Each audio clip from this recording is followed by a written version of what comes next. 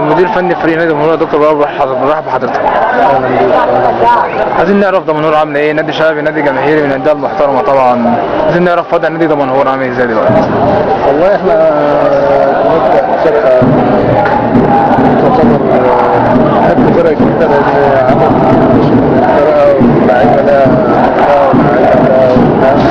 فبالتالي ان شاء الله بنكون فرقه ان شاء الله الفرقه السنه دي شايفين مجموعه من اللعيبه من دوري ممتاز، كانوا منهم كابتن عمرو الدالي في الملعب. في 3 لعيبه من دوري ممتاز، عمرو الدالي سعيد لطفي وفي معتز عامر. ان شاء الله يعني دول لعيبه خبره وضخمه كبيره للفرقه ان شاء الله. وضع دمنهور السنه دي عامل ازاي كابتن؟ مع نزول طبعا في المنصوره بقت الدنيا تحت مولعه قوي. والله هو المجموعه قويه جدا، انما انا ما ببصش للفرقه اللي معايا بخطوه وببص لفرقته، فرقته كويسه بخاف معايا. ايه اللي حضرتك تقوله للجماهير دمنهور؟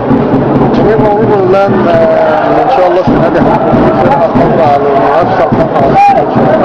توفيق ان شاء الله، تكون نادي شعبي، نادي جماهيري من الانديه المحترمه، ناس محترمه جدا، الناس الكبار ده. طبعا نادي دمنهور باسمه وجماهيره ان شاء الله كده بنحاول نساعدها ان شاء الله ونعمل لها فرقه تفتخر بيها ان شاء الله. توفيق ان شاء الله. توفيق لنادي طنطا، النادي الشقيق ان شاء الله كده برضه نتمنى له كل خير في المستقبل ان شاء الله. بالتوفيق لحضرتك باذن الله.